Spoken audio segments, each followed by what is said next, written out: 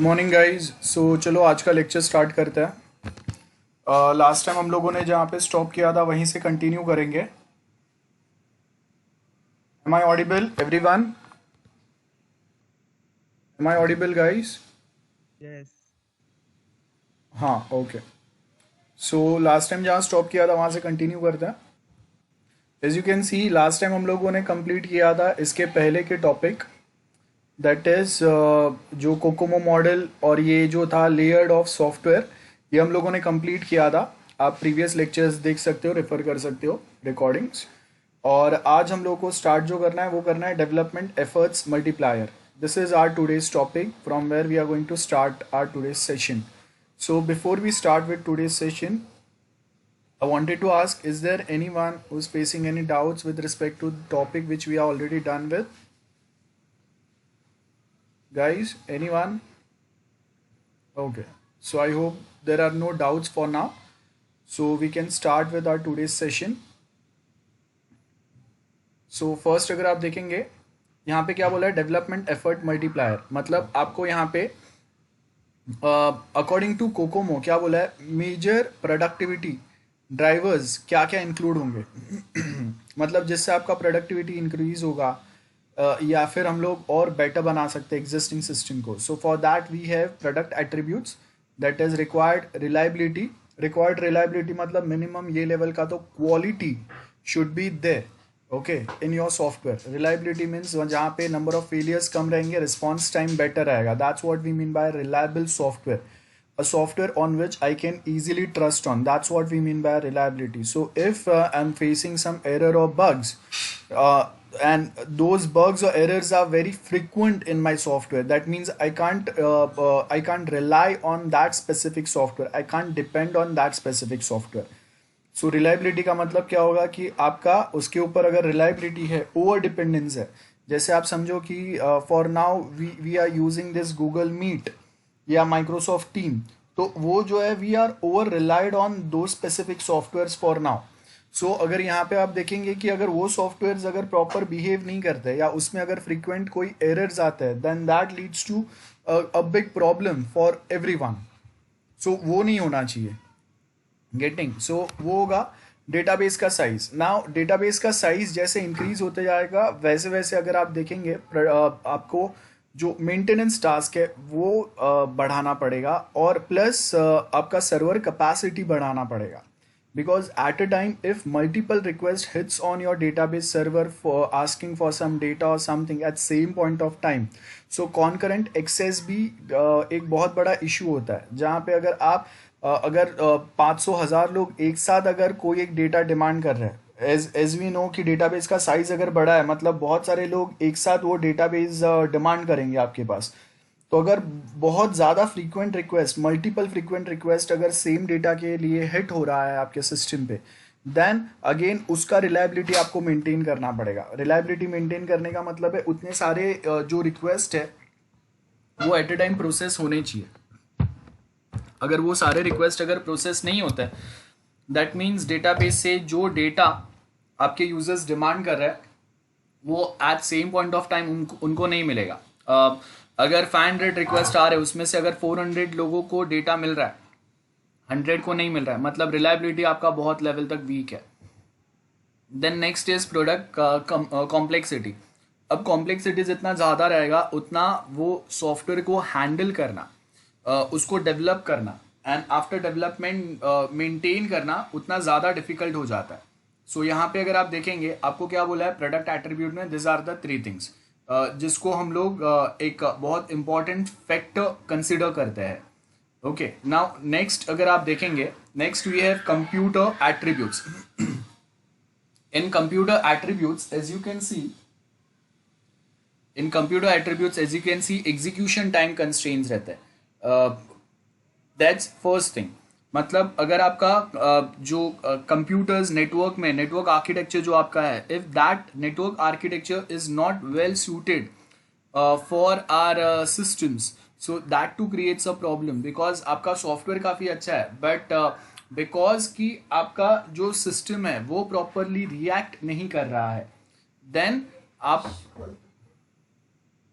अगर वो सिस्टम अगर प्रॉपरली रिएक्ट नहीं कर रहा है, then also there is a big problem.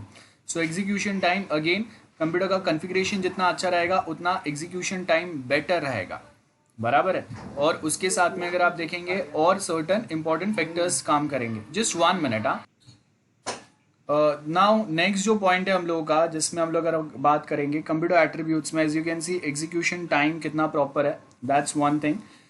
Storage constraints होता है, लाइक बहुत बार we try to store something but वो आपके फाइल्स प्रॉपर स्टोर नहीं हो सकते. या फिर अगर हम लोग बात करते हैं कि कोई एक स्पेसिफिक साइज से बड़े वीडियोस स्टोर नहीं हो सकते, पीपीटीज, एक्सेल, तो वो स्टोरेज कंस्ट्रेंट्स होता है. सो यहाँ पे अगेन वो भी हम लोग देखेंगे कि कौन से टाइप के डेटा हम लोग स्टोर कर सकते हैं. हम लोगों ने FY में भी ग्रीन कंप्यूटिंग पढ़ा है, उसमें अगर हम लोगों ने देखा रहेगा वर्चुअल मशीन्स हम लोग क्रिएट करते हैं. So to improve the performance, instead of setting up 4 different servers, हम लोग वहाँ पे 3-4 वर्चुअल सर्वर्स बना सकते हैं. या फिर फॉर सम स्पेसिफिक पर्पज़ हम लोग डायरेक्टली वहाँ पे वर्चुअल मशीन सेटअप कर सकते हैं एक मशीन के अंदर. सो वहाँ पे वो भी वॉलेटिलिटी रहता है, और उसको आप कितना एफिशिएंटली हैंडल करते हैं वो भी आपका कंप्यूटर एट्रीब्यूट्स में आएगा. देन नेक्स्ट पर्सनल एट्रीब्यूट में अगर आप देखेंगे, एनालिस्ट का कैपेबिलिटी कितना है, बराबर है, एप्लीकेशन एक्सपीरियंस कितना है उनके पास, वर्चुअल मशीन्स को हैंडल करने का एक्सपीरियंस कितना है, जो प्रोग्रामिंग लैंग्वेज में आप वो सॉफ्टवेयर बनाने वाला है उसका एक्सपीरियंस कितना है. Then next is project attribute, modern programming practice क्या बोल रहे हैं, सॉफ्टवेयर टूल्स रहेंगे आपके, आपने जो शेड्यूल किया है वो कंस्ट्रेंट्स रहेंगे. सो यहाँ पे हम लोगों को ये भी देखना पड़ेगा कि मॉडर्न प्रोग्रामिंग प्रैक्टिस कितना है, टाइम कितना लगेगा, और वो डेवलप करने के लिए which software tools are required, है ना, ये सब पॉइंट्स आएंगे.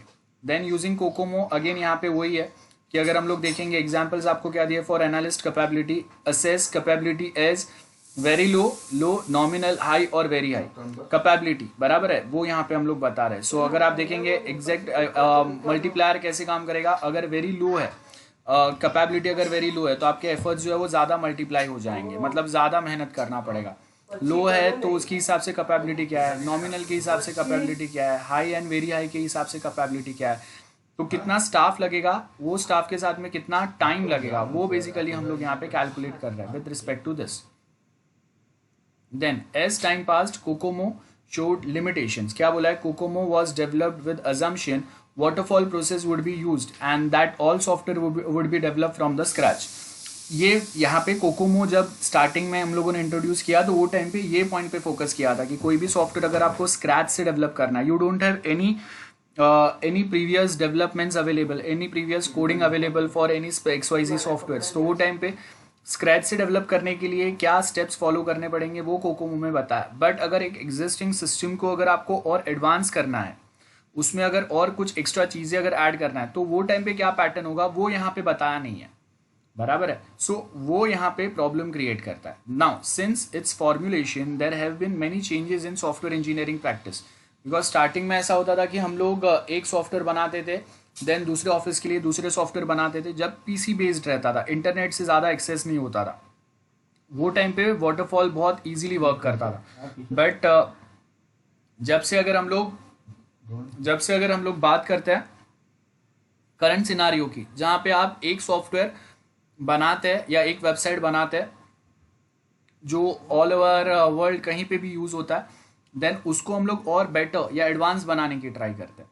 प्लस उसके साथ आज के टाइम पे हम लोग चीज़ों को जब मोबाइल से एक्सेस करते हैं तो उसके लिए हम लोग मोबाइल ऐप डेवलपमेंट की बात करते हैं. सो यहाँ पे अगर आप देखेंगे कि ये सारे पॉइंट्स जो है, ये सारे पॉइंट्स कहीं ना कहीं बहुत इंपॉर्टेंट रोल प्ले करते हैं. एंड कोकोमो टाइप के मॉडल्स को हम लोग को रीमॉडिफाई या रिविजिट करने की ज़रूरत है, या एज वी नो हम लोगों को अजाइल डायनेमिक प्रोसेस एक्सेप्ट करने की ज़रूरत है as per the current scenario और as per the current software engineering practices which we follow. So major changes यहाँ पे क्या बोला है प्रोग्राम डेवलपमेंट में, एक तो सॉफ्टवेयर रीयूज़ करते हैं हम लोग मोस्ट ऑफ टाइम, वो कितना पार्ट हम लोग रीयूज़ कर पाएंगे और कितना आपको मॉडिफाई करना पड़ेगा. एप्लीकेशंस के जनरेशन्स कौन से है, ऑब्जेक्ट ओरिएंटेड अप्रोचेस हम लोग कितने यूज़ कर रहे हैं. ऑब्जेक्ट ओरिएंटेड अप्रोच का मतलब है रीयूजेबिलिटी ऑफ एग्जिस्टिंग कोड आएगा.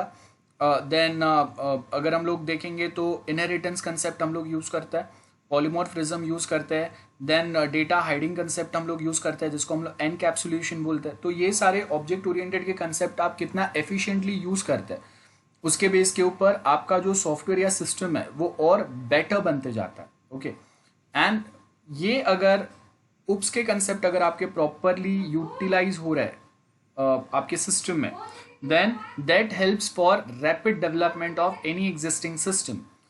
ओके, देन अजाइल मॉडल्स तो ऑफकोर्स जरूरी है। तो अगर आपको रैपिड डेवलपमेंट करना है तो rapid application development RAD model, that's one part of agile process itself. So that's one thing. Kokomo 2 है। नाउ कोकोमो 2 जो मॉडल है उसमें हम लोग क्या बोल रहे हैं, स्टार्टिंग में आपका जो कॉस्ट है वो मल्टीप्लाई होता है। अगर आपको पूरा सॉफ्टवेयर का सिस्टम का अगर पता नहीं है, अगर फिजिबिलिटी स्टडी अगर आपका प्रॉपर हो जाता है, सो क्या बोला है कि हम लोगों का जो टोटल कॉस्ट है वो आप बहुत लेवल तक नीचे ला सकते हैं। लेकिन अगर वो फिजिबिलिटी स्टडी अगर प्रॉपर नहीं हुआ तो आपका कॉस्टिंग बहुत ज़्यादा बढ़ जाएगा। रिक्वायरमेंट स्पेसिफिकेशन अगर प्रॉपर नहीं हुआ, अगेन आपका कॉस्टिंग उसका बहुत ज़्यादा बढ़ जाएगा। अगर रिक्वायरमेंट स्पेसिफिकेशन प्रॉपर हो गया तो आपका कॉस्टिंग अगेन वहाँ पे कम हो जाएगा। देन डिज़ाइनिंग अगर आपका प्रॉपर है तो आपने एक्चुअल जो कॉस्टिंग बोला है उससे आप कम कॉस्टिंग में भी अपना काम खत्म कर सकते हैं। लेकिन अगर डिज़ाइनिंग अगर आपका प्रॉपर नहीं हुआ with respect to requirement, so again आपका कॉस्टिंग वहाँ पे इंक्रीज हो जाता है। तो आप जब ये सारी चीज़ों को ऑन पॉइंट लाने की ट्राई करते हैं तब आपको पता चलेगा जो आपका रियल कॉस्टिंग है ना, वो कॉस्टिंग के हिसाब से आपका काम जो है वो धीरे धीरे होते जाएगा, कोडिंग एंड टेस्टिंग तक पहुँचते जो आपका एक्चुअल जो बजट था, project budget as per that. So वो सेम यहाँ पे एक्सप्लेनेशन दिया है, अपडेटेड वर्जन आपको वो सेम दिया हुआ है। मैं वापस ये नहीं बता रहा हूँ। स्केल फैक्टर मतलब अगर एग्जिस्टिंग सिस्टम को अगर मुझे और बेटर और बड़ा बनाना है तो वो टाइम पे क्या फैक्टर्स पे हम लोग फोकस करेंगे वो दिया है यहाँ पे। So as you can see कि अगर स्केल फैक्टर मतलब आपको एग्जिस्टिंग सिस्टम को अगर बड़ा बनाना है तो वो टाइम पे हम लोग क्या क्या पॉइंट्स पे फोकस करेंगे, ये सारे पॉइंट्स देखो आपको यहाँ पे दिए। प्रेसिडेंटनेस होगा, डेवलपमेंट फ्लेक्सिबिलिटी कितना है वो देखेंगे हम लोग, देन आर्किटेक्चरल या रिस्क रिजोल्यूशन कितना है वो देखेंगे, टीम कोहेजन कितना है वो देखेंगे, एंड प्रोसेस मैच्योरिटी कितना है इसको असेस करेंगे हम लोग। एंड देन यहाँ पे ये सारे फैक्टर्स के ऊपर अगर हम लोगों को डेवलपमेंट करना है, सो आपका प्रोडक्टिविटी फैक्टर लो अगर वेरी लो है तो आपको कितना एफर्ट्स डालने पड़ेंगे, आपके एफर्ट्स मल्टीप्लाई हो जाएंगे। कितने टाइम मल्टीप्लाई होंगे, 6 टाइम, 6.20 टाइम मल्टीप्लाई हो जाएंगे। अगर आपका प्रोडक्टिविटी लो है तो 4.96 टाइम मतलब ऑलमोस्ट 5 टाइम्स आपके एफर्ट्स जो है वो मल्टीप्लाई हो जाएंगे। नॉमिनल है तो ऑलमोस्ट 4 टाइम्स वो मल्टीप्लाई हो जाएंगे जो नॉर्मल एफर्ट्स जितने रिक्वायर्ड है। देन अगर आपका प्रोडक्टिविटी हाई है तो मल्टीप्लाई एफर्ट्स जो आपके मल्टीप्लिकेशन जो है वो उसका रेशियो कम होते जाएगा। देखो मतलब आप बहुत एफिशिएंट डेवलपर है, एक्सपीरियंस डेवलपर है। So example of scale factor यहाँ पे आपको दिया है, सिंपल आप देख लेना, जो मैंने एक्सप्लेन किया वही सेम पॉइंट्स यहाँ पे लिखे हुए हैं। तो स्केल फैक्टर कैलकुलेशन एक सिंपल सा इक्वेशन दिया है और उसमें ऊपर जो पॉइंट्स हम लोगों ने देखे वो यहाँ पे ऐड किए। एफर्ट्स मल्टीप्लायर कौन से वे में यूज़ करेंगे वो है, रीयूज फैक्टर, रिलायबिलिटी कितना है, कॉम्प्लेक्सिटी कितना है, वो जो वर्ड्स मैंने आपको ऊपर एक्सप्लेन किए उसी के बारे में दिया है। रीयूज कितना पार्ट आप रीयूज कर सकते हैं, रिक्वायर्ड कितना है रीयूज करने का, प्लेटफॉर्म डिफिकल्टी कितना है, पर्सनल कैपेबिलिटी कितना है जो लोग यहाँ पे काम कर रहे हैं, फैसिलिटीज़ अवेलेबल, देन जो टाइम टेबल आपका है वो क्या है। एफर्ट्स मल्टीप्लायर में वो सेम यहाँ पे आपको टेबल बना के बताया एग्जैक्टली सिमिलर वे में, और यहाँ पे उसका सेम एग्जाम्पल दिया हुआ है। Okay, now here comes our new topic, that is staffing. So we'll just take 5 minutes break before we start with this chapter, this topic. So if you have any doubt let me know, else हम लोग ये topic से start करते हैं फिर break के बाद। So now the next topic जो हम लोग start करेंगे वो है staffing. As you can see कि हम लोग सबसे पहले तो अगर कोई प्रोजेक्ट स्टार्ट करते हैं तो R&D तो ऑफ कोर्स करेंगे, बिकॉज कौन से टाइप का प्रोजेक्ट है, कॉम्प्लेक्सिटी लेवल कितना है, जो कौन से हम लोगों के क्रिटिकल मॉड्यूल्स अवेलेबल है वो प्रोजेक्ट्स में।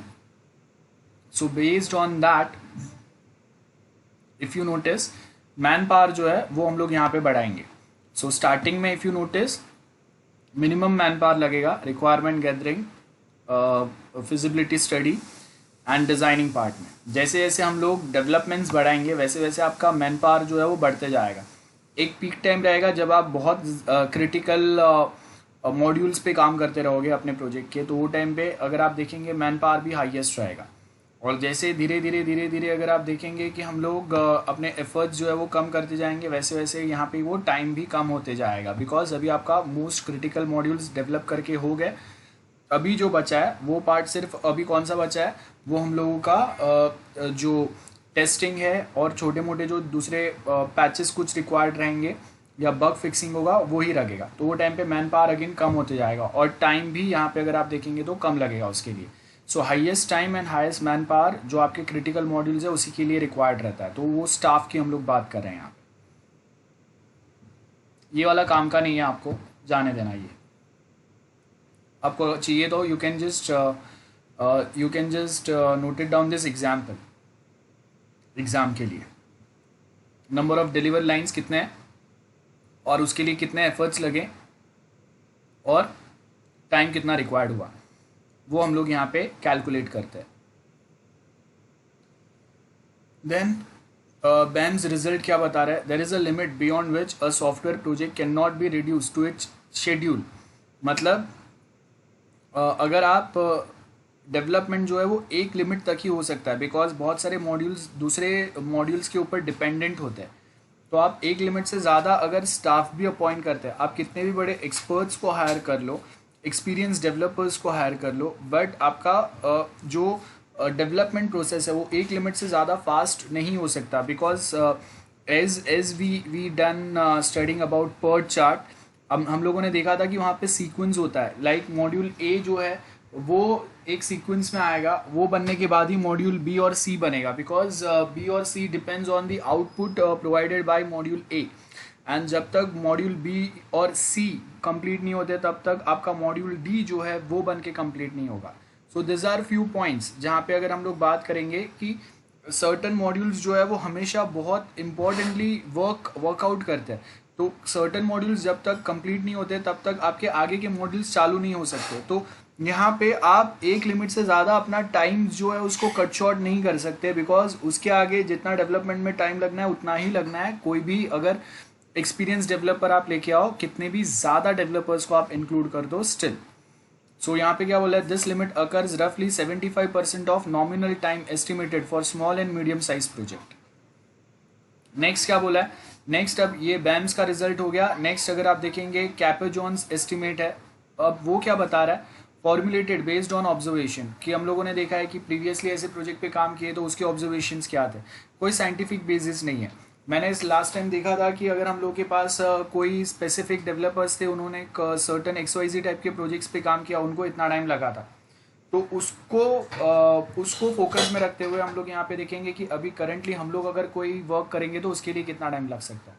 सो यहाँ पे ये बहुत ज़्यादा सिंप्लिसिटी लेके आया कि प्रीवियसली अगर कोई XYZ टाइप का प्रोजेक्ट हम लोगों ने बनाया था उसमें इतना टाइम लगा था, तो सिमिलर टाइप का प्रोजेक्ट अगर हम लोग वापस बनाएंगे तो उसमें कितना टाइम लगेगा।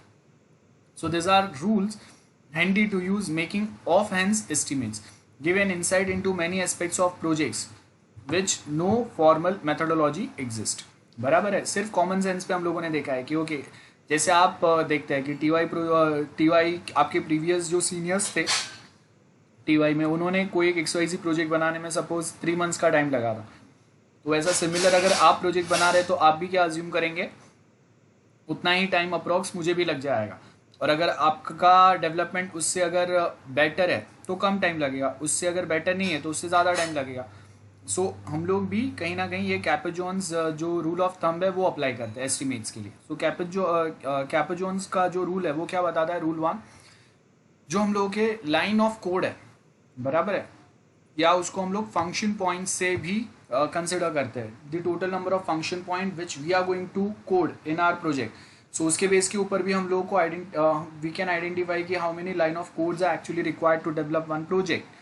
So one function point equal to if we say कि 125 line of code for C program. So इसके हिसाब से अगर हम लोग programming languages change करते हैं, suppose from C program to if we switch to Python, so how many line of code are required just to develop the similar type of function point?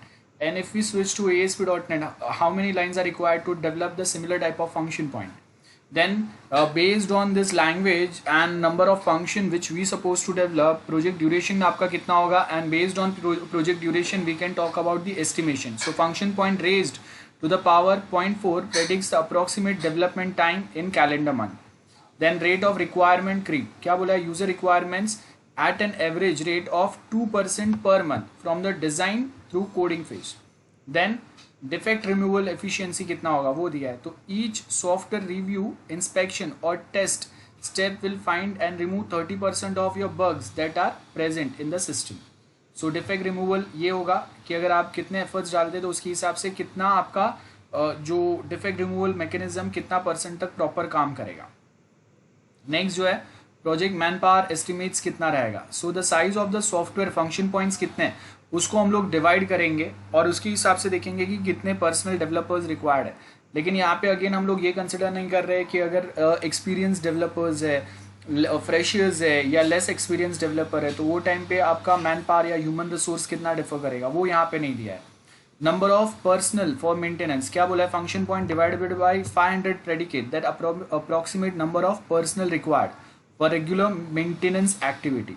So develop होने के बाद maintenance अगर आपको करना है, maintain करना है the similar type of a software, so वहाँ पे अगर आप देखेंगे कि वो सॉफ्टवेयर जितना ज़्यादा लोग यूज़ करेंगे उतने ज़्यादा बग्स या एरर आने के चांसेस वहाँ पे बढ़ जाते हैं. तो वो टाइम पे हम लोग को यहाँ पे देखना है कि अप्रॉक्स कितने फंक्शन पॉइंट्स आपने ऐड किए. तो फ्यूचर में अगर सिमिलर सॉफ्टवेयर अगर आपको मेंटेन करना है तो कितने एफर्ट्स, मेंटेनेंस एफर्ट्स आपको कितने लगेंगे. सॉफ्टवेयर डेवलपमेंट एफर्ट्स क्या बोले, approximate number of staff month कितना लगेगा, डेवलपमेंट टाइम कितना लगेगा और बग्स या एरर अगर आता है तो एक्स्ट्रा एफर्ट्स आपके कितने लगेंगे वो है. और लास्ट में सम कंक्लूजन्स आर गिवन जो भी हम लोगों ने डिस्कस किया उसके बेस के ऊपर. And here we are done with unit 2. ठीक है, सो यूनिट 2 आपका कंप्लीट हो गया. Now we are about to start with Unit 3, Chapter 6. So before we start with this chapter, let me know if you have any doubts, guys. सुन रहे लोग? Hello, am I audible? Everyone? Yes, sir. Yes, sir. हाँ. Yes, sir.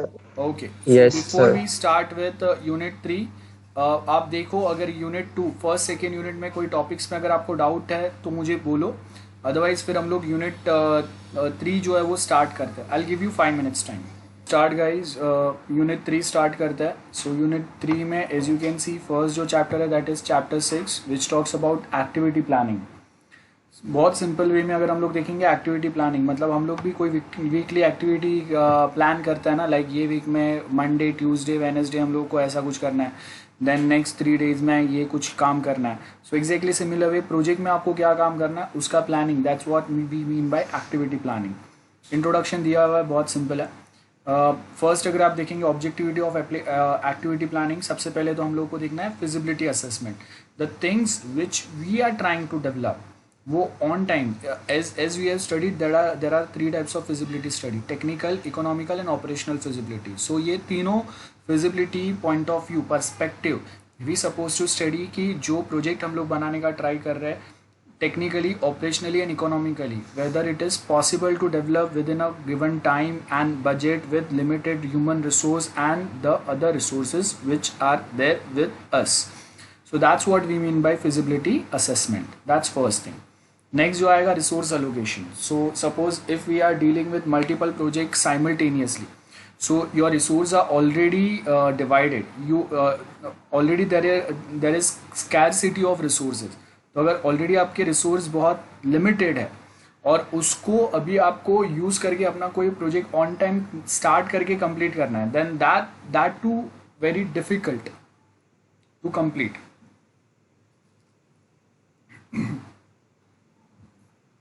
तो उसके लिए हम लोगों को properly identify करना रहेगा आपका कौन सा प्रोजेक्ट कभी कंप्लीट हो रहा है, हाउ मेनी रिसोर्सेस आपके कभी कंप्लीट होंगे, तो उसको हम लोग रीयूज़ कर सकते हैं for different purposes. Detail costing, कितना टाइम, कितना resource, human resource as well as other physical and software resources which are required, ये सब. और उसके साथ में आप अगर अलग से कोई लाइसेंस अगर रिक्वायर्ड है, लाइसेंस सॉफ्टवेयर, तो उसका ये सबको कैलकुलेट करके हम लोग को आइडेंटिफाई करना पड़ेगा कि अभी आपका डिटेल कॉस्टिंग कितना जा रहा है. Okay, that's another thing. उसके बाद आएगा मोटिवेशन पार्ट. सो मोटिवेशन पार्ट मीन्स अगर ऑन टाइम अगर कोई आपके एम्प्लॉयज़ कोई टास्क अगर अचीव कर रहे हैं तो motivate them. Of course motivation का मतलब ये नहीं कि जाके हम लोग उसको भगवान का प्रवचन देंगे। इट्स सिंपली मीन्स कि आपको मोटिवेट करने का मतलब है give them some incentives, some extra benefits और perks what we talk about. And normally अगर आप देखेंगे कि बहुत बार हम लोग क्या करते हैं, जब हम लोग कोई एक स्टाफ अगर आपके बहुत प्रॉपर काम करता है, कोई एक बहुत बड़ा प्रोजेक्ट अगर हम लोग अचीव करते हैं तो उसके साथ में हम लोग एक ट्रिप प्लान करते हैं कभी कभी। उनके लिए रिफ़्रेशमेंट के अलग अलग इवेंट्स प्लान होते हैं। हम लोग उनको सर्टिफिकेट देते हैं विथ सम बोनसेस या फिर इंक्रीमेंट मिलेगा, प्रमोशन मिलेगा। That is what we are talking about. Next is coordination. आपके जो भी स्टाफ है, टीम मेंबर्स है एंड जो अलग अलग टीम्स है, वो सबके बीच में कोऑर्डिनेशन बहुत ज़्यादा इंपॉर्टेंट है। कोऑर्डिनेशन जितना बेटर रहेगा आपका काम उतना ही बेटर चलेगा। और अगर कोई प्रॉब्लम भी आ रहा है तो आप उसको इजीली सॉल्व कर सकते हैं। अगर कोऑर्डिनेशन अगर मिसमैच हो गया, पर्सनल अगर कोई प्रॉब्लम्स अगर प्रोफेशनल बिहेवियर में अगर रिफ्लेक्ट हो रहा है, देन वो अगेन आपका प्रोजेक्ट को और डिले कर सकता है, या सर्टन चीज़ें जो है वो कभी सॉल्व नहीं हो पाएगा प्रॉपरली, क्योंकि हर कोई एक दूसरे पे धकेलेगा कि किसके क्या रिस्पॉन्सिबिलिटीज थे। ये आपका पार्ट हो गया। Then when to plan, next important point है। सो यहाँ पे अगर आप देखेंगे क्या बोले, planning is ongoing process, बराबर है, मतलब कंटिन्यूसली प्लानिंग तो चलते ही रहता है। जब आप प्रोजेक्ट चालू करेंगे, डिज़ाइन करेंगे, डेवलप करेंगे, मतलब कोडिंग होगा, कोडिंग के बाद में टेस्ट होगा, उसका भी प्लान होगा, टेस्ट के बाद में जब आप डिप्लॉय करेंगे क्लाइंट एंड पे तभी प्लानिंग होगा, उसके बाद में मेंटेनेंस जो चलेगा उसमें भी प्लानिंग होगा। So planning is going on. हर एक पार्ट पे आप रिफाइन करके हर एक इटरेशन, हर एक यूनिट जो आप अपने प्रोजेक्ट में ऐड करेंगे वो हर एक के लिए प्रॉपर प्लानिंग चलते रहेगा। And for this planning purpose we basically use SDLCs, different SDLCs, waterfall, VV model, जो हम लोगों ने इटरेटिव इंक्रीमेंटल पढ़ा था, टाइम बॉक्सिंग मॉडल है, स्पाइरल अप्रोच है, देन अजाइल के हम लोगों ने जैसा स्क्रम पढ़ा था, एक्सट्रीम प्रोग्रामिंग पढ़ा है। So this all are different types of planning what we talk about. So as you can see, planning is ongoing process of refinement. Each iteration become more detailed and more accurate than the last one as and when आपको previous part से experience मिलते जाएगा, plus आपका planning और better होते जाएगा। तो successive iteration जो है ना वो और बेटर होते जाएंगे। So that is more important. Feasibility study and project startup, ये बहुत इंपॉर्टेंट है। फिजिबिलिटी स्टडी में हम लोग देखेंगे ऑपरेशनल, टेक्निकल, इकोनॉमिकल फिजिबिलिटी। सो इसके साथ हम लोग को ये भी पता चलेगा कि ये 3 फिजिबिलिटी स्टडी के बेस के ऊपर we can easily identify how many human resource are required, कौन से टाइप के ह्यूमन रिसोर्स है आपके। तो एफर्ट मल्टीप्लायर जो अभी कंसेप्ट पढ़ा था हम लोगों ने। सो अगर लेस एक्सपीरियंस अगर ह्यूमन रिसोर्स है, लेस एक्सपीरियंस डेवलपर्स अगर है, तो they required more time to develop the similar type of software जो एक्सपीरियंस डेवलपर्स 3 मंथ्स में बना सकते हैं। तो अगर लेस एक्सपीरियंस डेवलपर को एटलीस्ट 4 to 5 मंथ्स लगेगा, उतना टाइम तो एक्स्ट्रा लगेगा ही। तो वो आपको यहाँ से पता चलेगा।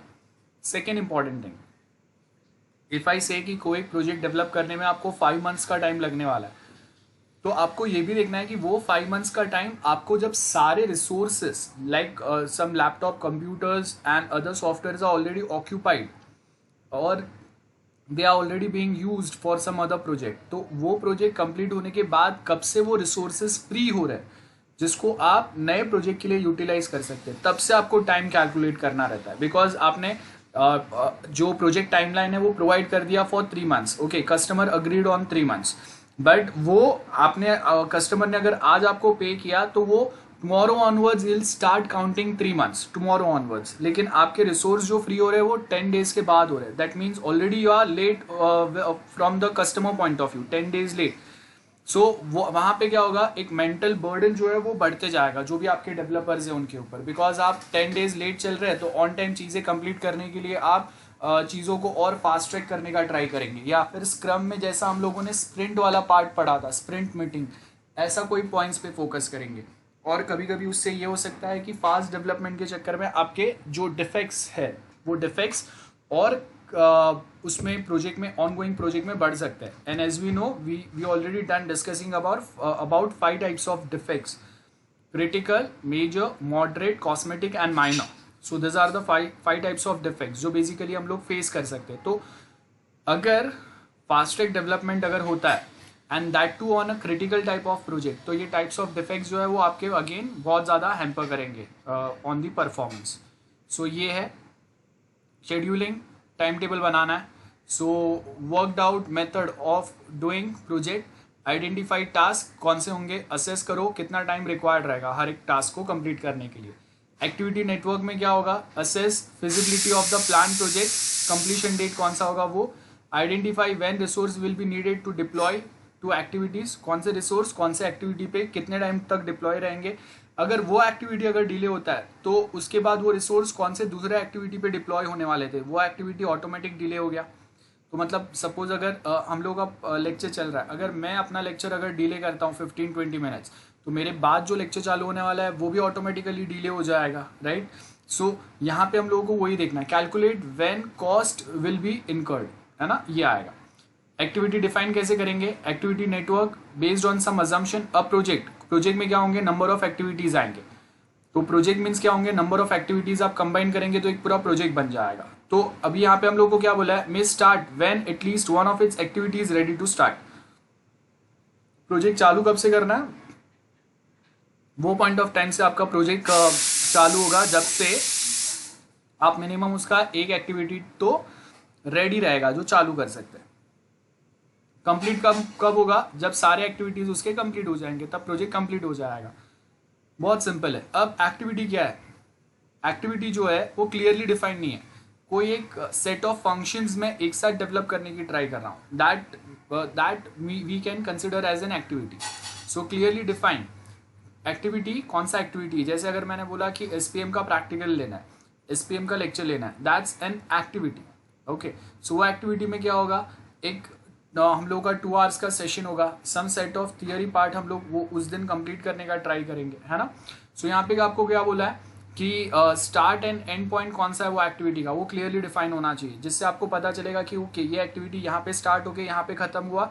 सो जैसे ही वो खत्म हुआ आपको वहाँ पे स्टॉप करना है, उसमें कोई एक्स्ट्रा एफर्ट्स नहीं डालने, because there are many other activities which is ongoing in that pipeline. So must have resource requirements that can be forecast. These are assumed to be constant throughout the project. बराबर है, जितने resource required हम लोगों ने सोचे थे, assume किए थे कि हाँ ये एक्टिविटी को डिफाइन करने के लिए वी रिक्वायर्ड 5 लैपटॉप्स, और उसके साथ में हम लोगों को सपोज 5 डेवलपर्स रिक्वायर्ड रहेंगे, तो 2 लैपटॉप हम लोगों ने स्पेयर में रखे हुए हैं, जो अगर इन फ्यूचर अगर हम लोगों को रिक्वायर्ड हुआ तो उसको भी हम लोग यूटिलाइज करेंगे. That's one thing. देन ये वाला डायग्राम ऑलरेडी हम लोगों ने पढ़ा हुआ है तो ये वापस नहीं बता रहा हूँ मैं. प्रोजेक्ट सिलेक्ट करेंगे, आइडेंटिफाई प्रोजेक्ट एक्टिविटी, इंफ्रास्ट्रक्चर क्या रिक्वायर्ड रहेगा वो आइडेंटिफाई करेंगे, एनालाइज करेंगे, प्रोडक्ट एक्टिविटी क्या है, एस्टिमेट्स, उसके एफर्ट्स कितने लगेंगे, हर एक एक्टिविटी जो बनाएंगे रिस्क कितना रहेगा, कितने रिसोर्सेज अलोकेट करेंगे. ये सब प्लान होने के बाद में हम लोग एक रिव्यू मीटिंग बनाएंगे उसका, और वो रिव्यू मीटिंग में हम लोग ये सेम प्लान एग्जीक्यूट करके चेक करेंगे वो as per our assumptions, as per our requirement work कर रहा है क्या. अगर वर्क कर रहा है तो ठीक है, अदरवाइज हम लोग फिर क्या करेंगे, लोअर लेवल प्लानिंग वापस चालू होगा. इसका मतलब है वापस हम लोग वो सेम चीज़ों को मॉडिफाई करेंगे, रिविजिट करेंगे, और उसमें जो चेंजेस रिक्वायर्ड है वो अप्लाई करेंगे. सो ये हम लोगों ने ऑलरेडी पढ़ा हुआ है, ये डायग्राम आपने प्रीवियस मैंने ऑलरेडी पढ़ाया हुआ है. सो इसके लिए ये वापस नहीं बता रहा हूँ. ये सेम डायग्राम आपको ये सेम नोट्स में ऊपर मिलेगा. तो वो सेम टॉपिक 2 बार रिपीट हो रहा है यहाँ पे. ओके, सेकेंड टाइम रिपीट हो रहा है यहाँ पे. सो ये मैं वापस नहीं बता रहा हूँ, यहाँ पे दिया है. ये सेम हम लोगों ने देखा था. टाइप्स ऑफ प्रोजेक्ट में क्या होगा, एनालाइज करेंगे, डिज़ाइन करेंगे, बिल्ड करेंगे. डिज़ाइन के अंदर आपका हम लोगों ने समझा था जो मैंने आपको एक कस्टमाइज्ड SDLC बताया था, वो SDLC में हम लोगों ने सिस्टम डिज़ाइन के 3 टाइप पढ़े थे, architectural design, then high level design and detail design. So यहाँ पे अगर आप देखेंगे जो डिटेल डिज़ाइन जो होते हैं, मतलब उसमें क्या होगा, डेटा डिज़ाइंस होंगे आपके, जिसमें हम लोग उसके रिलेशनल डेटा एनालिसिस करेंगे, मतलब कौन सा टेबल किसके साथ पेरेंट प्राइमरी की फॉरेन की रिलेशन में आएगा, पेरेंट चाइल्ड टाइप टेबल्स जो बनेंगे आपके. लॉजिकल डिज़ाइंस जिसमें हम लोग ER डायग्राम्स देखेंगे, entity relationship diagrams. Process diagrams, यहाँ पे आपके मॉड्यूल लेवल डिजाइन रहेंगे, एंड फिजिकल डिजाइन जहाँ पे हम लोग physical infrastructure of that network जिसके ऊपर आपका सिस्टम या सॉफ्टवेयर रन होने वाला है वो पॉइंट्स पे बात करेंगे. So this are the main project point of view. आपके जो टॉपिक्स है वो है ये वाले. देन उसके बाद में वर्क बेस में हम लोगों को क्या बोला है, drop work break down structure. एक बड़ा एज वी ऑलरेडी नो कि एक बड़ा सा प्रोजेक्ट को हम लोग छोटे छोटे यूनिट्स में या मॉड्यूल्स में डिवाइड करते हैं. तो वो वर्क ब्रेक डाउन हुआ कि ओके ये वाला मॉड्यूल, ये सब मॉड्यूल है, ये सब मॉड्यूल्स के 3 यूनिट्स बनेंगे और हर एक यूनिट के ऊपर we appoint basically 3 to 4 developers जो उस पर काम करेंगे. तो वो वर्क ब्रेकडाउन स्ट्रक्चर हो गया जहाँ पे हम लोग उसके अंदर कितने फंक्शंस लगेंगे और कौन से डेवलपर्स कौन से फंक्शंस को इजीली डेवलप कर पाएंगे based on their experience and the command on that specific development language. So उसके बेस के ऊपर हम लोग यहाँ पे ये डिफाइन करेंगे. प्रोडक्ट बेस्ड अप्रोच में हम लोग क्या बोल रहे हैं, list the deliverable and intermediate products of our project. Breakdown होगा अगेन यहाँ पे what we suppose to deliver within what time and with which type of quality. So quality basically measured with respect to ISO certification 12207 वाला जो part हम लोगों ने समझा था. So that's a certification which we basically hand over to our customers with that specific software. तो उससे उसको पता चलेगा कि जो प्रोडक्ट हम लोगों ने डिलीवर किया है उसका क्वालिटी लेवल क्या है. तो डिलीवरेबल्स क्या है, क्या डिलीवर करना है, कितने टाइम में डिलीवर करना है, और जो आप डिलीवर करेंगे उसके बेस के ऊपर नेक्स्ट डेवलपमेंट क्या चालू होगा. ये सारे फैक्टर्स के ऊपर यहाँ पे हम लोग फोकस करेंगे. Identify the order in which product have to be created. It's very simple. Sequence is very important. As we know college का हम लोगों ने एग्जाम्पल लिया था. तो एडमिशन प्रोसेस जब तक हम लोग डेवलप नहीं करते कॉलेज प्रोजेक्ट में, so till the point of time we do not complete the admission process, उसके आगे का attendance process, testing the attendance process is not possible. And if we are not done with admission and attendance process, उसके लिए hall ticket या exam वाला part develop करना, that too is not possible. So that is the main sequence. So हम लोगों ने critical path, again we are done discussing about critical path as well, where we basically talk about the most critical aspects और most critical modules या sub modules of our existing system. So वो critical modules जो है उसके ऊपर आपके बाकी के system modules are dependent. So till the point we do not finish with those critical modules, we cannot start with the other modules या sub modules. So dependence होता है. The output of those critical module is an input for some other modules, right? So as you can see कि output of your result system basically defines the which student is going to take admission in SY or TY, है ना. तो आपका admission process जो है या admission module जो है that's very simple module, but the result generation module is the most complex और critical part of the system, college system. So वहाँ पे आपको डिफाइन करना है as per the university rule if only 3 KTs are allowed. So 3 KTs only with respect to theory subject और 3 KTs we suppose to calculate with respect to internal, practical and theory part. So if there is some student who basically failed in theory, practical and internal of the same subject, तो वहाँ पे हम लोग 1 KT consider नहीं करेंगे, we consider 3 KTs for the same. So result module should be that much critical, that much responsive. बराबर है. सो वहाँ पे पता होना चाहिए कि ओके ये लिमिटेशंस है और इसके रिस्पेक्ट में यहाँ तक का हम लोगों का पार्ट हुआ है, तो ये student should be promoted in next same और this student should not be promoted in next sem. So the output of that critical result module is an input for admission module, which is non-critical type of a module. वहाँ पे हम लोग critical nature define नहीं कर रहे because anyone can define it. The algorithm which is there with respect to the result system is quite difficult or complex as compared to the other modules or other sub modules. So वो हम लोग यहाँ पे order, वो that is what the order we are talking about. Work out the activities needed to create the product. Again वो है product based approach. अब यहाँ पे याद रखो, as we already done discussing that if we talk about IT companies, there are mainly 2 types of IT companies present in today's time. One is product based and second is process based. So process based अगर रहेगा या service based अगर रहेगा, service based when we talk about, तो service base में क्या होगा, मुझे कोई एक ऑर्डर मिला और उसके बेस के ऊपर आई ट्राई टू डिफाइन और डेवलप दैट प्रोजेक्ट, है ना, as per the requirement of the client. And product based approach में क्या होगा, we are going to develop some और R&D होगा, रिसर्च एंड डेवलपमेंट होगा, and we try to come up with some innovative ways, जैसे जिससे आपका productivity, profit, market में जो कंपटीशन है उसमें हम लोग आपको एक स्टेप आगे रख सके, वो प्रोडक्ट बेस्ड अप्रोच रहेगा. Now there are different frameworks available for this products as well.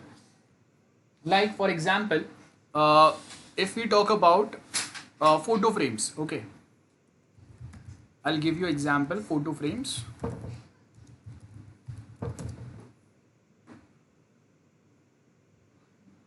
So as you can see here, I'll just share it.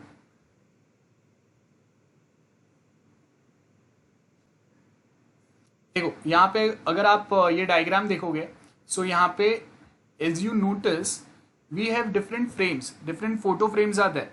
अब ये जो फोटो फ्रेम्स है ना, इसमें आपको करना क्या है, ये जो फोटो फ्रेम्स आपको रेडी दिए हुए है ना, they have provided this ready photo frames. इसमें सिर्फ सेंटर का जो फोटो है ना वो चेंज होगा, but the rest frame remains the same. So exactly same thing happens with framework as well. So यहाँ पे हम लोग ये जो फ्रेमवर्क की बात कर रहे हैं, यहाँ पे भी ये सेम होगा. प्रोडक्ट बेस्ड अप्रोच में भी द Prince2 जो है that is also a framework जो आपको सॉफ्टवेयर डेवलपमेंट में हेल्प करता है. तो most of coding which is required to develop any specific software, that coding is readily available there. So we only suppose to focus on our business logic, not more than anything else. So business logic मतलब यहाँ पे ये जो photo frame में जैसे आपको photos change करने, frame remains the same, exactly similar वे. अब वो फोटो आपका क्या होगा, कैसे होगा, वो हम लोगों का इनोवेटिव आइडिया रहेगा. That's our business logic. लेकिन आजू बाजू का जो फ्रेम है वो तो सबके लिए सेम ही रहेगा. आप कोई भी फोटो लो तो एग्जैक्टली सिमिलर वे. जब हम लोग अगर सॉफ्टवेयर की भी बात करते हैं तो वहां पे भी वो जो फ्रेम्स है, फ्रेमवर्क्स जो आपको प्रोवाइड करते हैं, मतलब by default most of software में जो कॉमन कोडिंग आता है, the common modules which are required, that remains the same. और उसको छोड़ के बाकी की जो चीजें जो है, बिजनेस लॉजिक जो है, जो कस्टमाइज होगा प्रोजेक्ट टू प्रोजेक्ट या कंपनी टू कंपनी, वो सिर्फ चेंज होगा. तो अब ये जो रेफरेंस बुक हम लोग यूज कर रहे हैं ना, this is basically from the UK author. तो यूके में Prince2 नाम का फ्रेमवर्क काम करता है बेसिकली, इंडिया में ये नहीं करता है. सो यहाँ पे उसने Prince2 वाला जो फ्रेमवर्क है उसका एग्जाम्पल लिया. Prince and Prince2, this are the two different version. Updated version is Prince2, उसके आगे भी कोई रहेगा, I don't know for now, but हाँ, this is the framework we are talking about. तो अगर आपको कोई एक प्रोडक्ट बेस्ड अप्रोच अगर फॉलो करना है, so this framework basically helps us to complete our work at faster pace. So that's what framework is all about. Okay, सो यहाँ पे देखो आपको वही दिया है. प्रोडक्ट बैकग्राउंड स्ट्रक्चर हम लोग का होगा, प्रोडक्ट फ्लो डायग्राम हम लोग यहाँ पे बना सकते हैं, और प्रोडक्ट फ्लो डायग्राम इंडिकेट करेगा कि हम लोग के जो भी प्रोडक्ट्स है उसमें क्या क्या इनपुट्स रिक्वायर्ड रहेंगे, क्या डेवलपमेंट करना है, एग्जिस्टिंग जो चीज़ है उसमें कहाँ पे क्या ट्रांसफॉर्मेशन करना है, क्या चेंजेस करना है, वो सब आएगा. This particular appropriate with if using such as, अगर हम लोग यूनिफाइड सॉफ्टवेयर डेवलपमेंट करते हैं, यूनिफाइड मतलब एक यूनिकली हम लोग ही कोई एक सॉफ्टवेयर पे काम कर रहे हैं, किसी दूसरे के पास से हम लोग वो सॉफ्टवेयर नहीं मतलब किसी दूसरे का सिमिलर टाइप का सॉफ्टवेयर हम लोग नहीं बना रहे. इट्स अ इंडिविजुअल प्रोसेस और a product development which is going on. So आपके पास वहाँ पे जो रीयूजेबिलिटी फैक्टर है वो बहुत ज़्यादा लिमिट हो जाता है ना. So this are the points mean. Okay, now next जो है वो हाइब्रिड अप्रोच है. So hybrid approach we'll just start discussing in 5 minutes. Okay, so you can take 5 minutes break or can revise जो भी अभी हम लोगों ने किया है. So now we'll start discussing about the hybrid approach. नाम पे से पता चल रहा है हाइब्रिड अप्रोच मतलब अलग अलग प्रोजेक्ट्स के ऊपर हम लोगों ने मल्टीपल जो कॉम्बिनेशंस अवेलेबल है उसका हम लोग यहाँ पे हेल्प लेंगे. लाइक लेवल 1 पे हम लोग को एक प्रोजेक्ट के बारे में बात करेंगे, लेवल 2 पे हम लोग वो प्रोजेक्ट में क्या डिलीवर करना है उसके ऊपर पॉइंट आउट करेंगे. देन वो डिलीवर करने के लिए कौन से कंपोनेंट्स हम लोगों को यहाँ पे डेवलप करने पड़ेंगे उसके ऊपर बात करेंगे. देन उसका एक कंप्लीट पैकेज बनाएंगे कि कौन से कंपोनेंट्स पहले डेवलप करने पड़ेंगे, कौन से बाद में डेवलप करेंगे, कौन से कंपोनेंट्स के लिए कौन से टाइप के डेवलपर्स, डिज़ाइनर्स, टेस्टर्स लगेंगे, कितने लगेंगे, कितना टाइम लगेगा, ये सब. और उसके बाद किसको क्या टास्क असाइन करेंगे, वो पॉइंट्स पे बात करेंगे. हाइब्रिड अप्रोच कॉम्बिनेशन ऑफ 2 और मोर अप्रोचेस. जो एग्जिस्टिंग आपके सिंपल थे उसको हम लोग हाइब्रिड अप्रोच बोलते. तो यहाँ पे अगर आप देखेंगे हाइब्रिड अप्रोच में क्या होगा, आपके एग्जिस्टिंग क्या क्या अप्रोचेस अभी है और अगर आप कोई एक डायनेमिक टाइप का प्रोजेक्ट अगर बनाने की ट्राई कर रहे हैं तो उसमें क्या क्या चेंजेस अप्लाई करने पड़ेंगे, है ना, ये पॉइंट्स पे फोकस करते हैं हम लोग। सो यहाँ पे आपको दिया है इंस्टॉल सिस्टम्स आपके कोई तो हो सकते हैं प्रोजेक्ट में।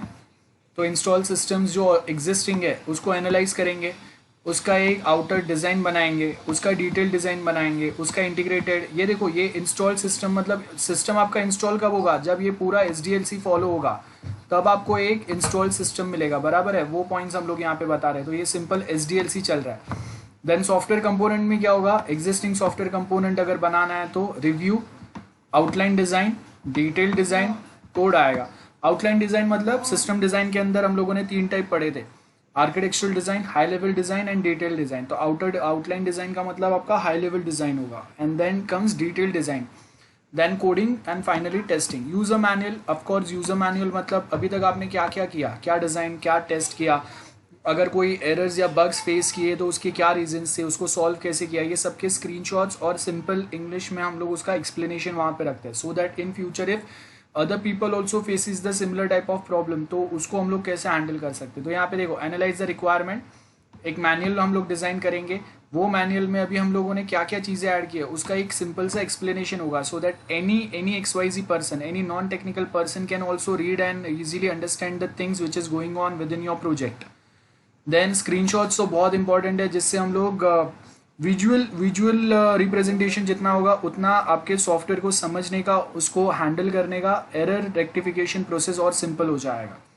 देन पेज लेआउट्स हम लोग यहाँ पे बताएंगे, वो आएगा, एंड लास्ट में प्रिंट मैनुअल्स, बराबर है, ये होगा। देन ट्रेनिंग कोर्स होगा, ट्रेनिंग कोर्स में भी सेम होगा कि क्या क्या फैक्टर्स के ऊपर, क्या क्या फंक्शंस के ऊपर लोगों को ट्रेन करना है, कौन से हम लोगों के ज़्यादा टेक्निकल यूजर्स है जिनको हम लोग वापस वहाँ पे एक्स्ट्रा वे में ट्रेन करेंगे, सो दैट इन फ्यूचर अगर ये प्रोजेक्ट का अगर काम करते अटकता है तो अगर वही लोग सिर्फ अगर प्रोजेक्ट हैंडल कर रहे हैं तो वो ट्रायल एंड एरर करके टेम्पररी अपना काम कैसे चला सकते हैं जब तक कोई क्रिटिकल डिफेक्ट्स अगर आपके सिस्टम का सॉल्व ना हो जाए। So this are the points. Then next comes the final outcome of planning process, sequencing, sequence बनाओ और वो सीक्वेंस को फॉलो करने के लिए एक टाइम टेबल बनाएंगे, शेड्यूल बनाएंगे। सो यहाँ पे देखो sequencing means time table follow करेंगे, बराबर, sorry sequencing means which module comes when, किसके बाद कौन सा मॉड्यूल आएगा, और वो मॉड्यूल का सब मॉड्यूल अगर आपको बताना है तो कौन सा सब मॉड्यूल पहले बनेगा, कौन सा सब मॉड्यूल बाद में बनेगा।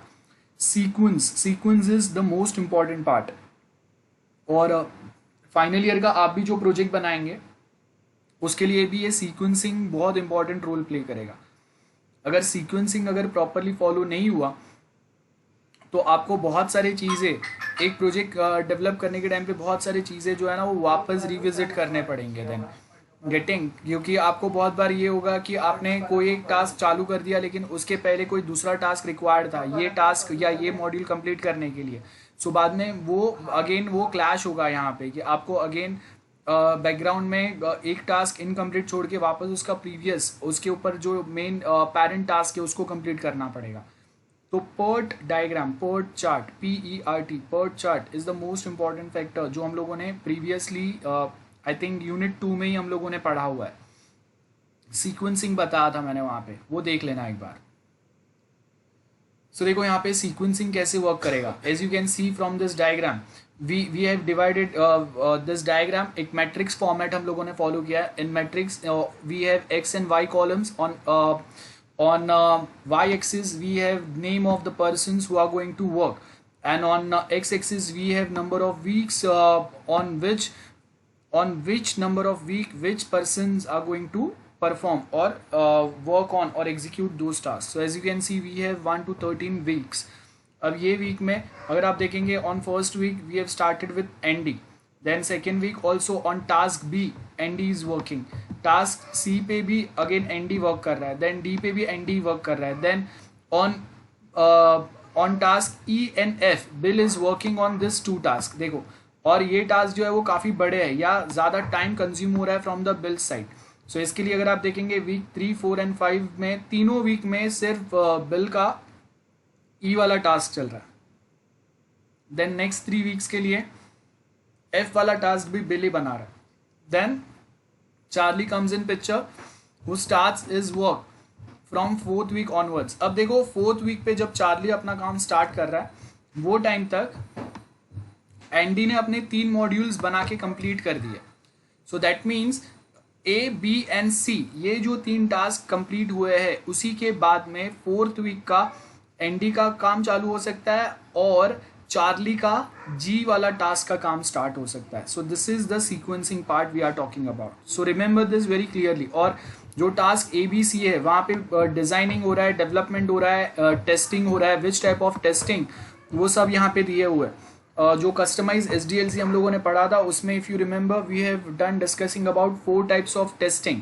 starts with unit test, integration test, system test, acceptance test, again subdivided in 2 parts, alpha and beta. Alpha like white box test, beta like black box test, right? So ये सारे types of testing हम लोगों ने पढ़ लिए थे.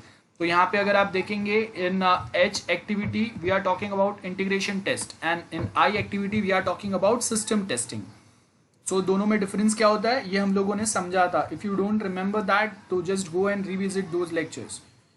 So I hope this is very much clear with everyone. Network planning. So देखो यहाँ पे नेटवर्क प्लानिंग में PERT चार्ट आता है. क्या बोला है हम लोगों के पास? सबसे पहले as you can see do a first rectangle box में लिखा हुआ है. मतलब we suppose to start with activity और module A. Module A complete होने के बाद में we can work on module B और सी बिकॉज मॉड्यूल ए जब तक नहीं बनता तब तक बी और सी स्टार्ट नहीं हो सकता because B and C are depends on module A. So once we done with B or C after completing module A, then only we can start with module D, which again depends on B and C. So output of B and C can be worked as input for module D. ये आएगा. So यहाँ पे आपके पास CPM and PERT chart दोनों similar way में ही काम करते हैं. PERT chart में rectangular boxes रहते हैं जहाँ पे हम लोग sequencing बता दें कि कौन सा module है, task आपका first चालू होगा, कौन सा module और task बाद में चालू होगा. और as we can see from this diagram B and C depends on A, D depends on B and C. तो आप नीचे भी अगर देखोगे तो वो सेम डायग्राम दिया है. सिर्फ जो हम लोगों ने यहाँ पे जो ऑप्शंस यूज किए, जो सिंबल्स यूज किए, symbols are different, rest things are same. And in CPM as you can see कहीं कहीं पे डॉटेड एरो बताए हुए हैं. Here as you can see we have a dotted arrow. तो ये जो डॉटेड एरो है like here as you can see here we have dotted arrow. So ये जो डॉटेड एरो है ना that means partial dependence. So D partially dependence on B and C, not full dependence. मतलब D के पास अपने खुद के इंडिपेंडेंट सर्टन एक्टिविटीज रहेंगे और थोड़े एक्टिविटीज रहेंगे जो डिपेंड करते हैं बी और सी के ऊपर. तो PERT चार्ट में हम लोगों को ये डिपेंडेंस इजीली आइडेंटिफाई करने नहीं होता है, बट CPM टाइप का जो चार्ट अगर हम लोग बनाते हैं उसमें partial and full dependency easily identify करने होता है. So first if I complete my task A या module A, after that only I can start with module B and C. So as you can see यहाँ पे ये dotted arrows नहीं है, बराबर है, dotted arrows नहीं है, straight एक arrow है. That means B and C are fully depends on module A. Then B and C के आगे अगर आप देखेंगे तो dotted lines, dotted arrows आपको provided है. सो दैट मीन्स डी वाला जो टास्क या डी वाला जो मॉड्यूल हम लोग डेवलप करेंगे is partially depends on B and C. That's this is one point जो आपको याद रखना है. सो इसको हम लोग नेटवर्क प्लानिंग मॉडल्स बोलते हैं. We have 2 types of network planning model, PERT and CPM, और ये दोनों का एक्सप्लेनेशन मैंने यहाँ पे दिया हुआ है. देन PERT चार्ट में अगर आप देखेंगे कोई टास्क आपको इंटरनली अगर कंटिन्यूअस वो उसी पे वर्क करना है तो वो टाइम पे हम लोग यहाँ पे ये ऐसा कोई एग्जाम्पल बताते हैं. सो क्या होगा, ये लूपिंग में चलेगा लाइक एडमिशन प्रोसेस. सो कंटिन्यूअसली वो सेम लूप चलते रहेगा यहाँ पे. और वो टाइम पे आपको देखना है कि आप जब कोई कोड को डेवलप करते हैं एंड उसको टेस्ट करते हैं तो स्टार्टिंग में तो वो कोड बहुत एफिशिएंटली वर्क करता है, बट कंटिन्यूअसली जब अगर हम लोग 5-10,000 स्टूडेंट्स के लिए अगर उसको यूज़ करेंगे ना देन यू विल फाइंड कि now the system started lagging, या फिर बिकॉज ऑफ हैवी बर्डन आपका सिस्टम जो है वो प्रॉपरली रिएक्ट नहीं कर रहा है, रिस्पॉन्ड नहीं कर रहा है. गेटिंग? सो ये आपका वो स्पेसिफिक PERT डायग्राम हो गया. माइलस्टोन कैसे वर्क करेगा वो यहाँ पे दिया है. लैग्ड एक्टिविटी क्या बोला है, एक्सेप्टेंस टेस्ट है आपके पास, एक्सेप्टेंस टेस्ट क्लियर नहीं हुआ तो क्या हुआ, देन इंस्टॉलेशन आपका रिलीज जो होना था उससे ज़्यादा डिले हो गया तो वो लैग्ड एक्टिविटी का मतलब डिले हो गया. डिले होने के मल्टीपल चांसेस होते हैं. टेस्टिंग जो है वो क्लियर नहीं हुआ. सो हम लोगों का फाइनल जो टेस्टिंग होता है which called as acceptance test. Acceptance test में एक जो होता है अल्फा टेस्ट होता है, second is beta test. Alpha test happens on developer end and beta test happens on users side पे. तो अगर बीटा टेस्टिंग में if user don't find your software enough user friendly और if the previous problems with the software version is still not resolve, then acceptance test clear नहीं होगा. Then again वो जो problems है वो आपको यहाँ पे रिजॉल्व करने पड़ेंगे. तो वो आप जब तक रिजॉल्व नहीं करते तब तक आप वो सिस्टम का ऑफिशियल वर्जन रिलीज नहीं कर सकते, है ना. सो वो रिलीज में अगर डिले हो रहा है तो उसको हम लोग लैग्ड एक्टिविटी बोलेंगे. And what are the reasons जिसकी वजह से ये लैगिंग सिस्टम में जनरेट हुआ है वो हम लोग यहाँ पे कंसिडर करते हैं. और उसके ऊपर देन इफ रिक्वायर्ड हम लोग एक्सपीरियंस डेवलपर्स को यहाँ पे हायर करेंगे अलग से. तो the way how we represent lagged activity यहाँ पे दिया है. एक प्रोटोटाइप बनाएंगे, उसका डमी मॉडल बनाएंगे. ये डमी मॉडल को हम लोग टेस्ट करेंगे एंड टेस्टिंग के लिए we basically refer the document और टेस्ट का क्या रिजल्ट है वो भी यहाँ पे डॉक्यूमेंट करके रखेंगे. एंड इफ रिक्वायर्ड हम लोग अपने जो स्पेसिफिकेशंस है टू डेवलप दैट एक्टिविटी इसको रिवाइज करेंगे, चेंज करेंगे as and when required, so that वो एक्टिविटी ऑन टाइम कंप्लीट हो सके. And while we start working on it वो टाइम पे देन टेक्निकल या डिजाइन स्पेसिफिक कोई इशू या प्रॉब्लम ना आए हम लोगों को. हेमॉक एक्टिविटी कैसे वर्क करता है ये हेमॉक एक्टिविटी यहाँ पे अगर आप देखेंगे finish to start. Finish to start का मतलब क्या है, देखो यहाँ पे दिया है following activity start when the previous one has been finished. तो फिनिश टू स्टार्ट मतलब एक बार चालू किया तो एंड तक आपको उसको लेके जाना है. Testing starts when coding has been completed. So finish to start मतलब एक एक्टिविटी जब तक कंप्लीट नहीं होता है तब तक आप दूसरा एक्टिविटी चालू नहीं कर सकते. तो as you can see testing starts when coding has been completed. तो जब तक कोडिंग कंप्लीट नहीं होगा टेस्टिंग ऑफ कोर्स चालू नहीं होगा. सो फिनिश टू स्टार्ट में हम लोगों ने क्या बोला है, सॉफ्टवेयर डेवलपमेंट हम लोग स्टार्ट करेंगे एंड फिनिश कब होगा, वो जब एक्सेप्टेंस टेस्ट क्लियर होगा तब जाके आपका वो काम जो है वो टास्क जो है वो कंप्लीट होगा. तो फिनिश टू स्टार्ट ये वे में वर्क करेगा. One go we are completing the that part. बराबर है. स्टार्ट टू स्टार्ट में क्या बोला है, one activity starts another has to start as well. Like if we are talking about the testing, so test जब हम लोग सिस्टम को कर रहे हैं you might be finding different bugs or errors. तो जब आप वो bugs या errors आइडेंटिफाई करेंगे तो उसके साथ आप उसका टेस्टिंग डॉक्यूमेंट बनाते जाएंगे where we supposed to maintain the screenshots of all the bugs and error, provide the description कि which type of bugs or error we are facing right now, what are the issues, and when we are facing such bugs or errors, and at the end if we are solving those bugs or error again we have to put one screenshot there stating okay these are the XYZ reasons because of which we were previously facing such bugs, and now after the XYZ modifications now these bugs are solved. So that's how simultaneously two tasks are going on. So with testing we can say documentation is always going on. So start to start means when we start with the testing documentation starts, when we end with testing documentation also ends, because testing का ही सारे details वहाँ पे आएंगे. तो start to start and finish to finish इसका ये मतलब रहता है. Start to finish again in example when we cut over the new system takes place, the operations of temporary system is no longer needed. बराबर है. Although the cutover depends on the acceptance test to be completed, the implication that cutover might not start straight after acceptance test. Now we already done discussing about legacy system. Legacy में क्या होगा, previously we are working or we already we are already using some existing software in our system in our organizations. So if I ask my users to directly just switch over to a new system, that's not possible. That's logically not possible for all my employees who are non-technical background, who comes from the non-technical background. Because आप देखो कि सालों से if there are few employees who are 50-60 years old, 40 to 50 years old let's suppose, and they from many years they are working on Windows XP, and straight away if I ask them to cut over to Windows XP and start working on Macintosh, so that's not physically or that's not logically possible for them to learn again, learn from the scratch the new shortcuts, the way how we create a folder, the how we close it, how we open it, how we shut down, how we start, how we log in into a system. Everything is different compared to the Windows. So क्या हो गया, legacy आपने follow नहीं किया when we have provided them a new system or a software.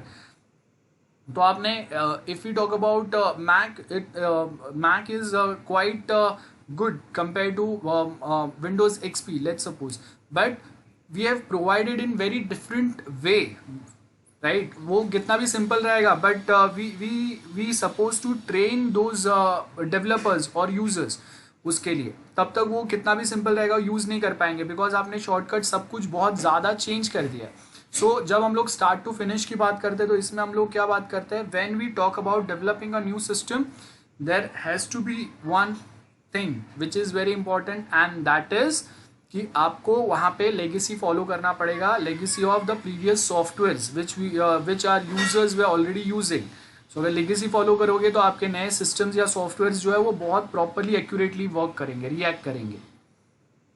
Example Windows XP से Windows 7 और 8 और Windows 10। So suppose till this point of time you are still working on Windows XP. Directly अगर मैं आपको Windows 10 दूंगा, still you are very much comfortable using Windows 10 because most of shortcuts, the layout, everything remains the same with added new features or technological advancement.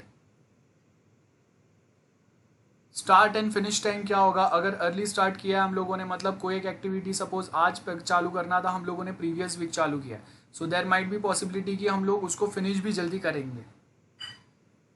कभी कभी ऐसा होता है कि मैंने एक्टिविटी का जो ओरिजिनल टाइम था उसके एक हफ्ते पहले चालू किया, लेकिन कोई बग या एरर फेस करना पड़ा मुझे, तो उसका एंडिंग डेट जो है वो उसका ओरिजिनल जो एक्टिविटी फिनिश का टाइम था उससे भी ज़्यादा डिले हो गया।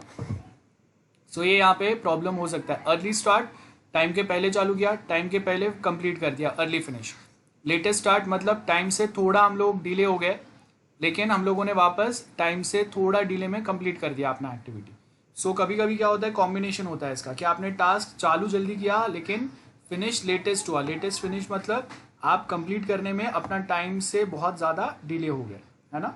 Latest start and early finish, ये कॉम्बिनेशन बहुत अच्छा होता है, जिसमें क्या होगा, आपने लेट चालू किया लेकिन by applying some techniques, by applying some experience, आपने वो टास्क को ऑन टाइम कंप्लीट किया या टाइम के पहले कंप्लीट करने का ट्राई किया। सो यहाँ पे देखो अर्ली फिनिश का मतलब क्या होगा, अर्ली स्टार्ट प्लस कितना ड्यूरेशन है उसको हम लोग बोलेंगे अर्ली फिनिश। तो आपका एक्चुअल जो कंप्लीशन टाइम जो था वो ये वाला था, देखो यहाँ पे ये वाला आपका अर्ली फिनिश वाला जो एक्टिविटी का बॉक्स, रेक्टेंगुलर बॉक्स जहाँ से स्टार्ट और फिनिश हो रहा है वहाँ पे, ठीक है, वहाँ पे आपका एक्चुअल फिनिश था।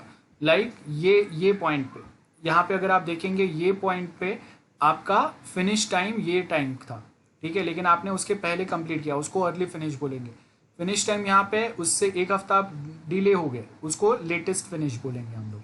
सो हम लोग यहाँ पे क्या बोल रहे हैं, अर्ली फिनिश हम लोग कैलकुलेट कैसे करते हैं, अर्ली स्टार्ट चालू कब से किया था आपने, अगर एक हफ्ते पहले चालू करके एक हफ्ते पहले ख़त्म किया तो उसको हम लोग अर्ली फिनिश बोलेंगे। लेकिन एक हफ्ता पहले चालू करके भी आपने फिनिश करने के लिए डिले हो गया तो उसको हम लोग लेटेस्ट फिनिश बोलेंगे, और उसका एक्सप्लेनेशन यहाँ दिया है।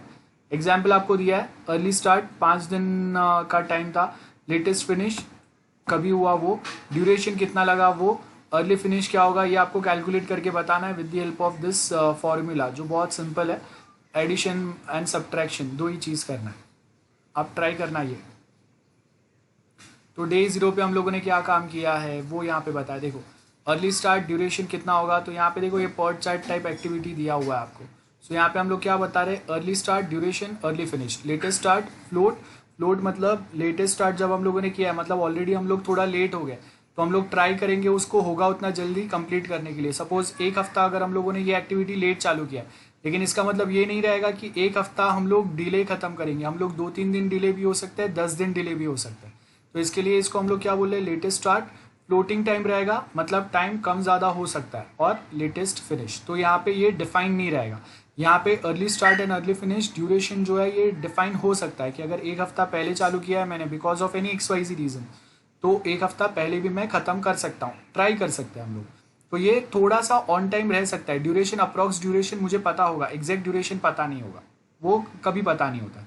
Approx duration I can say कि ओके 7 to 8 डेज में ये कंप्लीट होगा, that's a approx duration. Float में यहाँ पे क्या होगा, 8 दिन का काम है तो हम लोग 4-5 दिन में भी कर सकते हैं और 10 दिन भी लग सकता है, that's a float.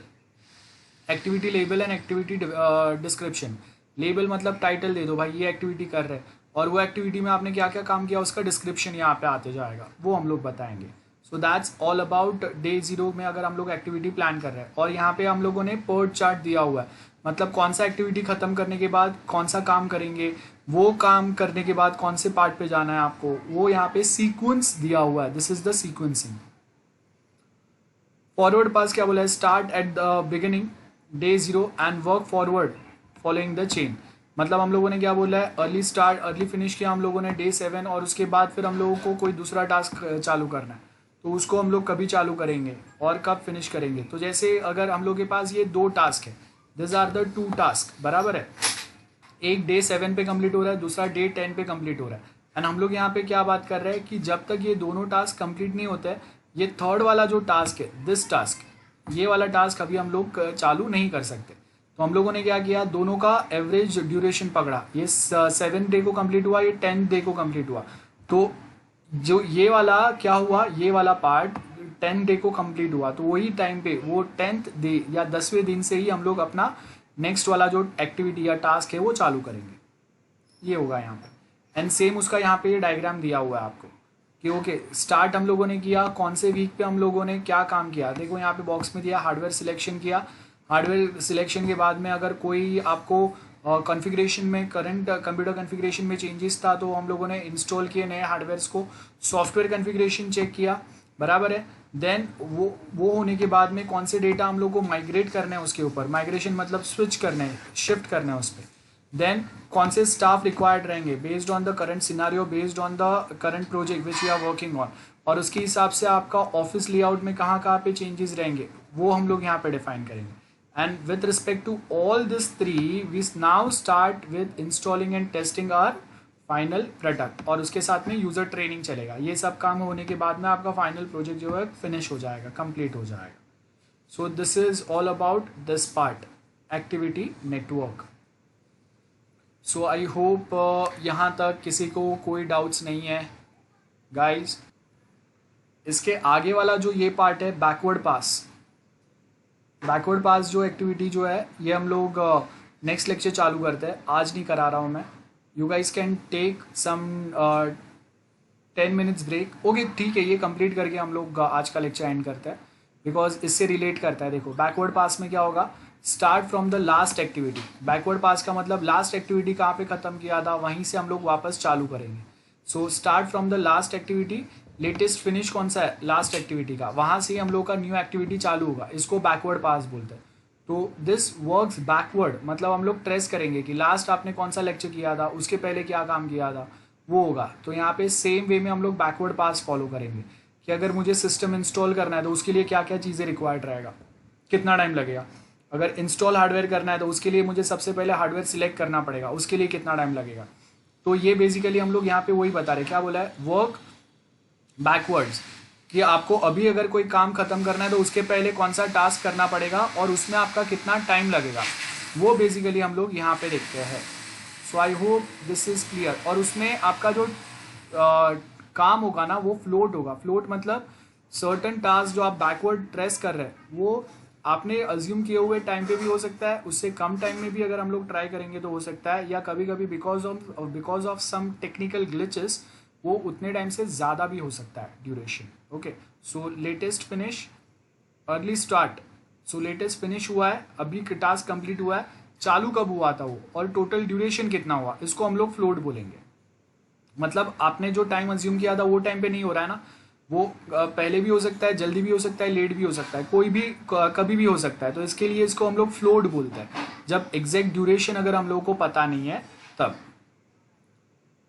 Then comes critical path.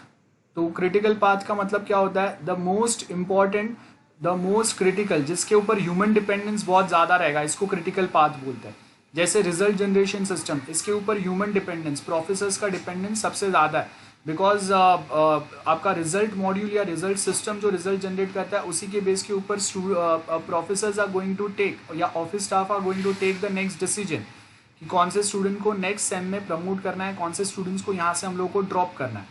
सो जो सबसे क्रिटिकल, सबसे कॉम्प्लेक्स और बैकबोन होते हैं जो टास्क आपके सिस्टम के, जिनके बिना काम नहीं चल सकता, उसको क्रिटिकल पाथ बोलते हैं। ह्यूमन डिपेंडेंस ज़्यादा है, वो स्पेसिफिक मॉड्यूल या सब मॉड्यूल्स के बिना आपका सॉफ्टवेयर स्टैंड नहीं कर सकता, और वो अगर काम करना बंद करेंगे तो आपका प्रोसेस जो है वो बहुत ज़्यादा अटक सकता है। इसको क्रिटिकल पाथ बोलते हैं हम लोग। सो यहाँ पे आपको वही दिया critical path, any delay in activity on this path will delay the whole project, because ये सबसे कॉम्प्लेक्स टास्क होते हैं। अगर ये टाइम पे हो गए तो बाकी के सारे नॉन क्रिटिकल टास्क तो बहुत इजीली हो जाएंगे, वहाँ पे डिले होने का कोई चांस नहीं आता है। सो कभी कभी ऐसा भी हो सकता है कि आपका कोई टास्क या प्रोजेक्ट है जो जिसमें एक से ज़्यादा क्रिटिकल पाथ भी आ सकता है। सपोज अगर मैं मोबाइल ऐप एंड वेबसाइट साथ में बना रहा हूँ, तो जो क्रिटिकल मॉड्यूल्स आपके वेबसाइट में आएंगे वही सेम क्रिटिकल मॉड्यूल्स आपके मोबाइल ऐप में भी आएंगे ना, तो एक से ज़्यादा क्रिटिकल पाथ भी हो सकते हैं। या फिर अगर मैंने एक ही सॉफ्टवेयर में मैंने एम्प्लॉय के लिए एंड क्लाइंट के लिए दोनों के लिए अगर कोई ना कोई एक स्पेसिफिक एक्टिविटी या स्पेसिफिक ऑपरेशंस या फंक्शंस रखे, तो टाइम पे दोनों साइड पे हम लोग को क्रिटिकल पाथ मिलेगा। In multiple modules we might have multiple critical path with respect to और specific to that module only, और उसको अगर वापस हम लोग डिवाइड करेंगे सब मॉड्यूल्स में, तो वहाँ पे आपके सब क्रिटिकल पाथ्स भी आगे बनते जाएंगे। मॉड्यूल एंड सब module, student is one module. अब junior college student and degree college student, ये सब मॉड्यूल्स हो गए। जूनियर कॉलेज में again we have arts commerce science, ये उसके भी सब मॉड्यूल्स हो गए। देन डिग्री कॉलेज में we might be having BCom, BMS, BBI, BSc IT, BSc CS, plain BSc, this are the degree college के सब मॉड्यूल्स, बराबर है। सो यहाँ पे हम लोग ये बताने की ट्राई कर रहे हैं कि वो आपका जो एक मॉड्यूल है वो आपका क्रिटिकल पाथ हो सकता है, उसको अगर हम लोग सब मॉड्यूल्स में डिवाइड करेंगे तो अगेन वो जो क्रिटिकलिटी है वो भी सब क्रिटिकल, वो भी उसके एक लेवल नीचे आ सकता है। और here is the example of the same. Now यहाँ से जो है हम लोग नेक्स्ट टाइम करते हैं क्रिटिकल पाथ से। ये वाला पॉइंट याद रखो, क्रिटिकल पाथ इतना हम लोगों ने बेसिक डिस्कस किया है, और इसके आगे जो पार्ट है अगेन ये क्रिटिकल पाथ के ऊपर ही डिपेंड करता है। So page number 112 critical path, यहाँ से हम लोग नेक्स्ट टाइम चालू कर रहे हैं, आज मैं नहीं बता रहा हूँ। अब अभी आपको अगर कोई डाउट्स है तो you can ask, else we are about to finish with this lecture.